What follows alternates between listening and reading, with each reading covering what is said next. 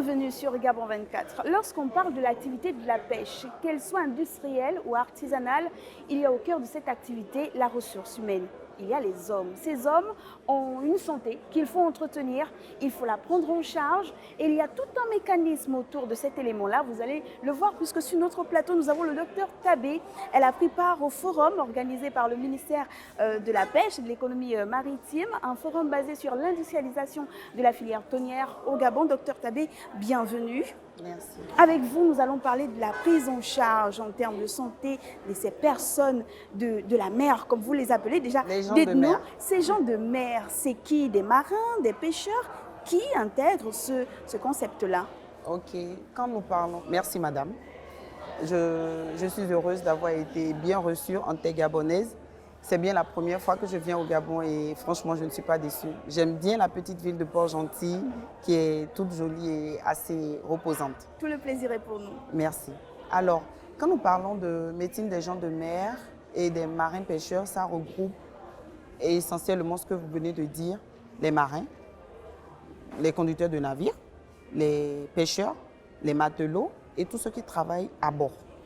Voilà. Donc, s'il y a cette question-là dont on parle à chaque fois, la prise en charge en termes de santé des gens des mers, c'est qu'il y a une problématique. C'est quoi cette problématique? Qu'est-ce qu'on observe concrètement? Au fait, d'abord, la médecine des gens de mer, c'est une médecine qui est normalement préventive.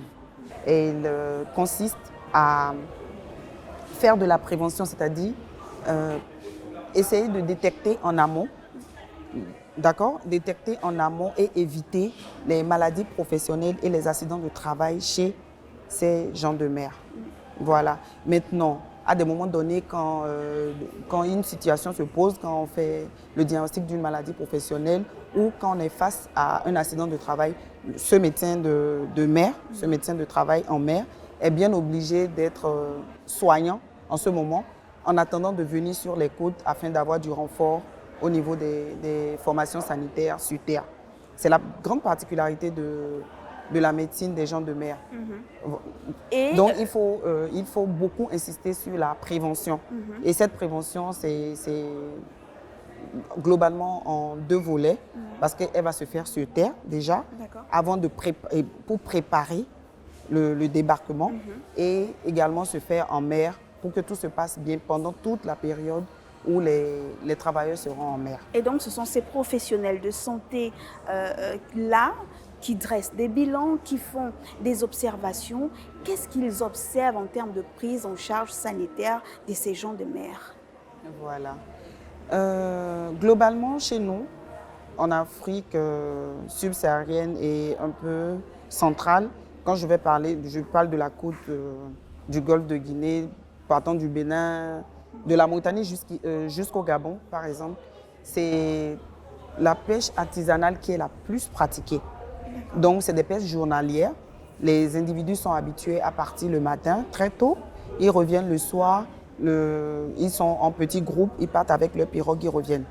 Là aussi, je crois qu'il y a un travail qui doit se faire. Mais eux, on ne s'inquiète pas beaucoup parce qu'ils partent le matin, ils reviennent le soir. Ils sont habitués, ils sont nés dans ça, ils ont grandi dans ça. Ils sont en terre et mer, c'est pas trop loin. Ils peuvent revenir rapidement. Et puis, ils ont, pour la plupart, leur substance qu'ils utilisent, comme ils le disent. Ils n'aiment pas tout dévoiler. Ils vous diront non, on n'utilise rien. On est né dans l'eau, on a grandi dans l'eau. Mais bon, on sait quand même que beaucoup se dopent. Enfin, il y a beaucoup. Voilà, ils ont des potions, des recettes transmises de père en fils et tout. Mais quand nous parlons de pêche industrielle, là, il s'agit des navires qui vont partir pour des périodes plus ou moins longues. Le minimum, c'est peut-être 2 mois, 60 jours, 3 mois. Ils vont en haute mer, ils vont en profondeur, ils font des plongées et ils reviennent après. Donc, pour cela, avant de laisser ces personnes partir en mer, il faut un travail préalable. Il faut un travail préalable. Parce qu'on a observé quelque chose, une situation, une problématique. Ces personnes, on va le dire comme ça, n'ayant pas peur des mots, sont souvent maltraitées quand même. Oui. En quelque sorte, oui.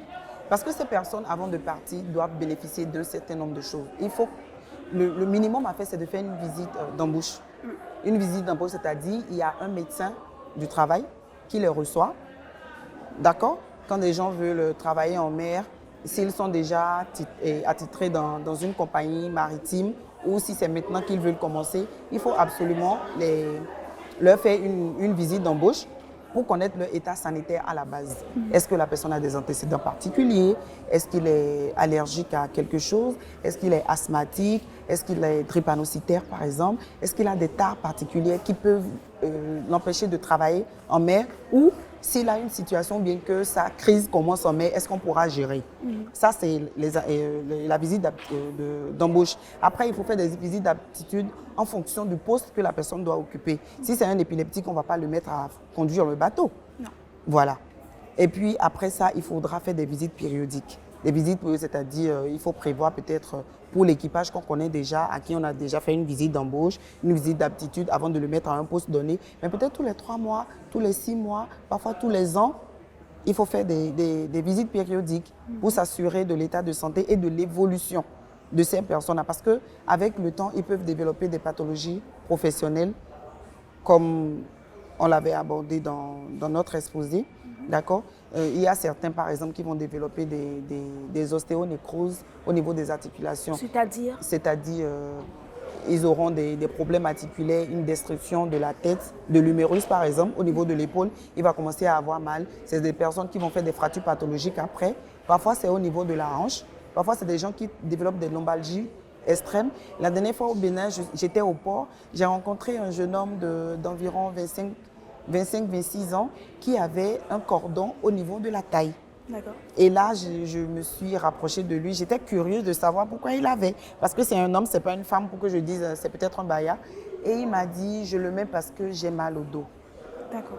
Est-ce que ce n'est pas ça le gros problème? C'est-à-dire le fait de penser qu'on puisse essentiellement, comme vous l'avez dit, se reposer sur nos petites potions traditionnelles, nos petits secrets traditionnels, encore que ce n'est pas totalement mauvais, alors que la santé, elle est là. Est-ce que ce n'est pas ça qui conforte aussi ces patrons des navires, finalement, à se dire, bah, s'ils ont déjà leur petite stratégie depuis la maison, nous, ça va. Est-ce que ce n'est pas ça le gros souci? C'est un peu ça aussi, et c'est dans ce sens qu'on doit travailler.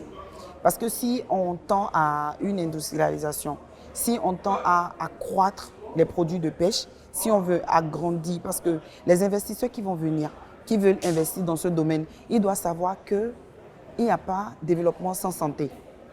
D'accord? Ils ont besoin de main-d'œuvre humaine. Le navire ne va pas partir seul, pêcher et revenir. Ce que vous devez envoyer en mer, il faut que vous preniez en charge leur santé. Il faut que vous sachiez du point de vue sanitaire l'état de votre équipage.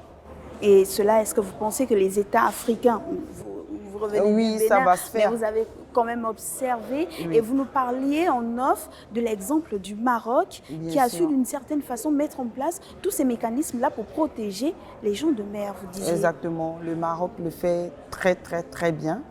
Il ne manque pas d'organiser des activités, des forums, de faire de la formation continue, d'inciter les pêcheurs, les propriétaires de navires et autres à amener leur équipage à faire chaque fois des bilans, des contrôles. Et ils ont tout un protocole bien ficelé. Le service est là, sur le port. Il y a les algorithmes qui sont bien détaillés. Même s'il n'y a pas un médecin à bord, le capitaine de navire est bien habilité à le faire. Ils sont habitués et les pêcheurs également, ils sont coopérants. La vie des personnes travaillant en mer est vraiment menacée. Vous nous parliez toujours en off de cet exemple au Bénin où il y avait tout un équipage qui était revenu de mer avec une allergie. Non, en Guinée. En Guinée, Conakry, pardon, oui. avec une allergie. Ce sont des cas qui existent. Bien des sûr, cas, des c'est exemples. très récent d'ailleurs. C'est des pêcheurs qui sont allés en mer, ils sont allés en haute mer comme d'habitude. Ils sont revenus et chez ces personnes, on a remarqué qu'ils avaient des taches, des plaques de brûlure, comme s'ils avaient été brûlés par une substance chaude, alors que tous reconnaissent avoir été en mer et ont juste fait leur toilette avec l'eau de mer habituelle, l'eau salée habituelle à laquelle ils sont bien habitués, qu'ils ont toujours utilisée. Ils ont utilisé, toutes les parties qui ont été touchées par cette eau sont brûlées. D'accord. Alors, ça veut dire qu'il y a problème. Ça fait partie des accidents de mer. Voilà. Et donc, la question est de savoir d'où vient cette substance Qui est-ce qui l'a déversé? Est-ce que c'est une question de pollution aussi? C'est certainement, on griffe une question de pollution. Mais quand ces pêcheurs sont revenus, la plupart se sont cachés. Ils ne sont même pas allés vers un centre de santé. Je me dis, s'il y avait une organisation bien faite, déjà au retour, on doit remarquer qu'ils ont commencé par avoir des plaques de brûlures. Le centre de santé du port devrait, ou de la marine marchande devait être saisi. Et comme ça, on allait commencer par faire des enquêtes. Donc, c'est quelques jours après qu'on a commencé par constater que, ah oui, il y a certains qui sont venus à l'hôpital, d'autres qui ne sont pas du tout allés au centre de santé, sont restés à la maison avec des brûlures partout, comme s'ils étaient restés, ou bien s'ils ont été victimes d'un incendie. Alors là, docteur Tabé, qu'est-ce qu'on fait? Vous nous avez vous-même spécifié que les personnes, les gens de mer, souvent partent pour 3, 4 mois, 2 mois. Mais comment on fait alors? C'est pas mieux d'avoir un médecin parmi l'équipage? Est-ce qu'on peut revenir chaque semaine, alors qu'on va en mission? Qu'est-ce qu'il faut faire alors dans Voilà, ce qu'il faut faire, c'est les visites dont je vous ai parlé. Et c'est en fonction, c'est à la fin de cette visite que le médecin chargé de ce navire va constituer le coffre de médicaments ou la boîte à pharmacie, comme je le dis. Parce que la boîte à pharmacie est obligatoire et indispensable avant chaque débarquement. Et en fonction de l'état de santé et du nombre de personnes dans l'équipage, le médecin pourra constituer sa boîte. Alors, vous l'avez vu, puisque vous avez pris part au forum sur l'industrialisation de la filière tôlière au Gabon. Oui. Vous voyez que le Gabon veut industrialiser son secteur de la pêche, le mettre au plus haut niveau. Oui. Ce sera votre mot de la fin. Alors, les préalables en termes de médecine, c'est quoi? Je félicite d'abord personnellement le ministre de la Pêche et de l'économie maritime, à travers lui le président de la République, Ali Bongo Ondimba. C'est un premier forum et je crois que c'est le début d'une réussite presque inévitable dans ce secteur. Mais il faudra renforcer le service de médecine maritime ou médecine des gens de mer qui existe déjà, encourager à la formation de cette catégorie de médecins qui à la base sont des médecins généralistes, avant et après, ils sont des médecins de travail, pouvoir inviter des experts de temps en temps pour faire de la mise à niveau, d'accord? Et je crois que ça va bien se passer.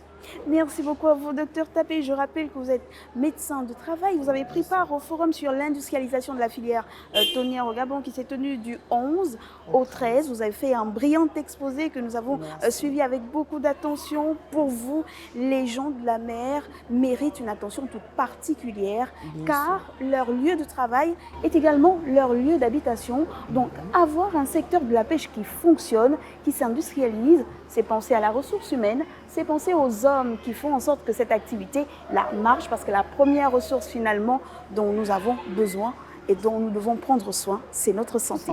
Merci de nous avoir suivis. Restez sur Gabon 24, je vous dis modestement au revoir.